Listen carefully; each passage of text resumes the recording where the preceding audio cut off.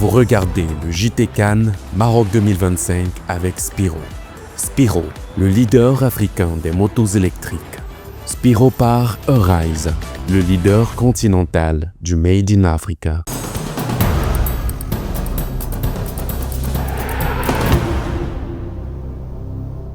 Il aura fallu attendre la 119e minute pour faire basculer ce choc de la dernière journée des huitièmes de finale. À Rabat, au stade de Moulay Hassan, l'Algérie a arraché sa qualification au bout de la nuit face à une RDC accrocheuse et sans complexe. Dès le coup d'envoi, le ton est donné.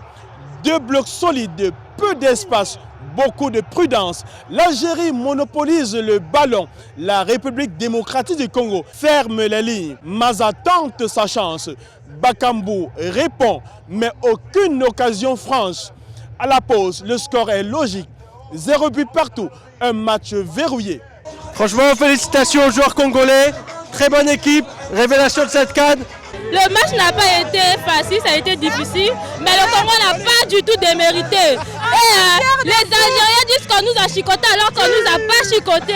Au retour des vestiaires, le rythme ne s'emballe pas. Les Fennecs d'Algérie contrôlent le sang percé. Coup dur à la 49e minute avec la sortie sur blessure d'Ismaël Benassé. Les léopards de la RDC en profitent pour se projeter davantage, sans réussir à tromper une défense algérienne attentive. Les minutes défilent, la tension monte et le temps réglementaire s'achève sans but. Place aux prolongations, la fatigue se fait sentir, les espaces s'ouvrent, mais le scénario semble écrit. Les tirs au but approchent jusqu'à cet instant de folie. 119e minute. Sur un contre-éclair, Adil Boulbina déclenche un missile à plus de 20 mètres. Le ballon termine sous la barre. Le stade explose. L'Algérie s'impose 1-0 au mental, au courage et file en quart de finale de la CAN 2025.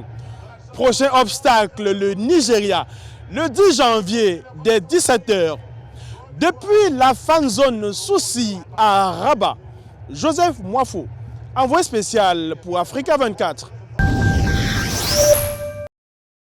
Puissance, vitesse et sens du but, Ademola Lookman s'impose comme l'un des visages marquants de la CAN Maroc 2025.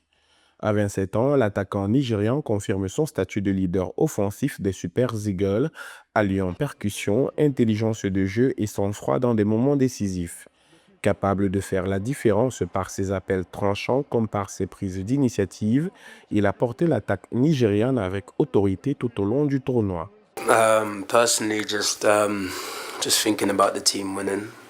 Personnellement, je ne pense qu'à la victoire de l'équipe. Nous sommes maintenant en quart de finale. Notre adversaire sera plus redoutable. Aujourd'hui, nous avons marqué 4 buts. Encore une belle performance de l'équipe. C'est tout ce qui m'importe. Les chiffres viennent appuyer cette influence grandissante. Auteur de 3 buts et de 4 passes décisives, Lookman a été directement impliqué dans 7 réalisations du Nigeria, contribuant de manière déterminante à la qualification de son équipe pour les quarts de finale. Juste dans ses choix, il a su alterner efficacité personnelle et sens du collectif, mettant sa vitesse, sa vision et sa qualité de passe au service du jeu nigérian. À chacune de ses apparitions, il s'est imposé comme une menace permanente pour les défenses adverses. Nous avons joué 3 matchs pour autant de victoires. Les attentes sont plus élevées sur nous. Aujourd'hui, on se satisfait des 4-0. On réagit comme on l'a toujours fait. Pour que nous conservions notre même mentalité, la même motivation, nous espérons que le peuple marocain nous soutiendra aussi. Au-delà des statistiques, Ademola Lookman incarne l'équilibre offensif du Nigeria dans cette CAN Maroc 2025. Sa capacité à étirer les blocs, créer des espaces et conclure les actions a offert une dimension supplémentaire au jeu des Super Eagles. Dans un tournoi où la régularité fait la différence, il s'affirme comme l'un des hommes forts de la compétition, symbole d'un Nigeria ambitieux et résolument tourné vers le dernier carré. La Fédération tunisienne de football a annoncé le 4 janvier 2026 la rupture à l'amiable du contrat de l'ensemble du staff technique, dont celui de l'entraîneur Sami Trabelsi.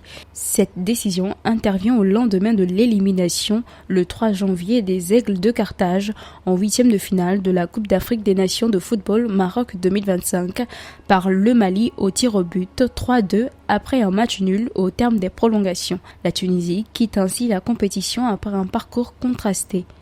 En fait, cette décision de la Fédération tunisienne de football de mettre fin à l'amiable au contrat de tout le staff technique est à la fois, selon moi, logique sur le plan sportif, mais aussi révélatrice des problèmes beaucoup plus profonds. Prenons le cas du strict plan des résultats. La Tunisie n'a pas clairement répondu aux attentes. Une seule victoire au premier tour, une qualification sans réelle maîtrise, et puis une élimination en huitième de finale face au Mali au tir au but.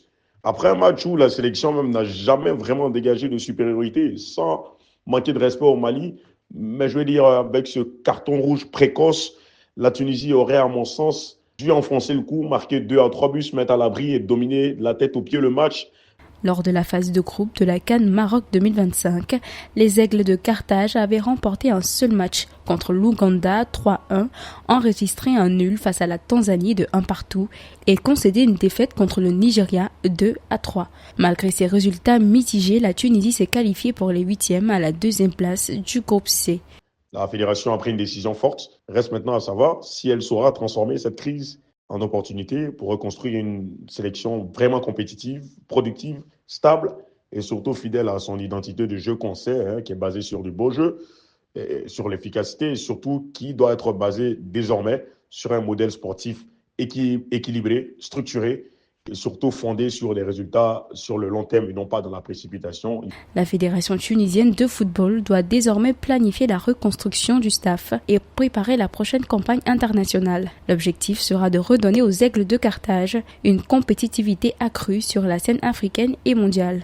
Sami Trabelsi avait été recruté au poste de sélectionneur de l'équipe nationale tunisienne en février 2025, poste qu'il est contraint de céder moins d'un an après.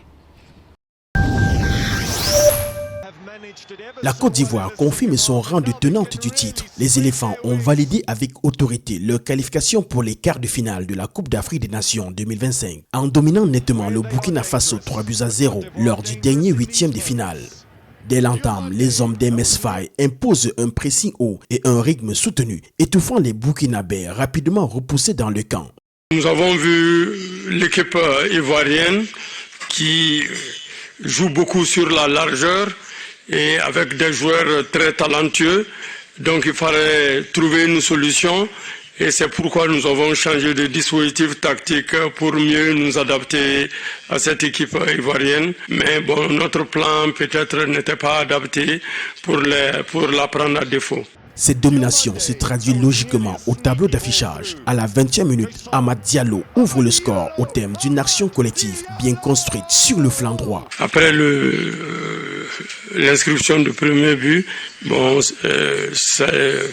on est sorti du match et c'était difficile de contrôler par la suite. La Côte d'Ivoire double la mise peu avant la pause grâce à Yann Diamondi qui conclut une action offensive parfaitement maîtrisée. Le Burkina Faso, en difficulté défensive, frôle toutefois la réduction du score juste avant la mi-temps, mais la tentative de Dango Ouattara trouve le poteau. On a été surtout en première mi-temps très très bon dans les transitions, à la récupération du ballon. On a été agressif. On a étouffé notre adversaire.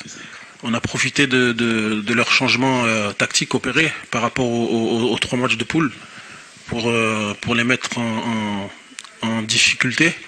Et surtout, on a été très efficace. Au retour des vestiaires, les éléphants gèrent leur avance avec sérénité. Plus posés, mais toujours solides, ils ne laissent que peu d'espace à leur adversaire. La supériorité ivoirienne s'exprime une dernière fois en fin de match avec un contre conclu par Bazoumana Touré à la 87e minute. Victoire nette et maîtrisée pour une équipe ivoirienne sûre de sa force qui s'offre désormais une affiche de prestige face à l'Égypte en quart de finale dans un choc très attendu du football africain.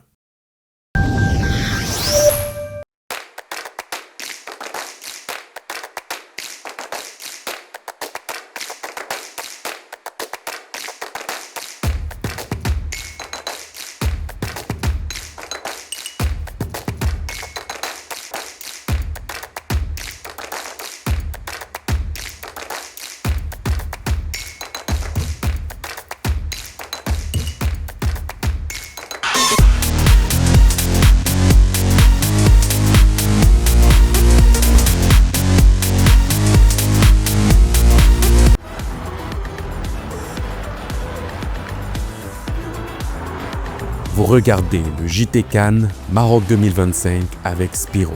Spiro, le leader africain des motos électriques. Spiro par Arise, le leader continental du Made in Africa.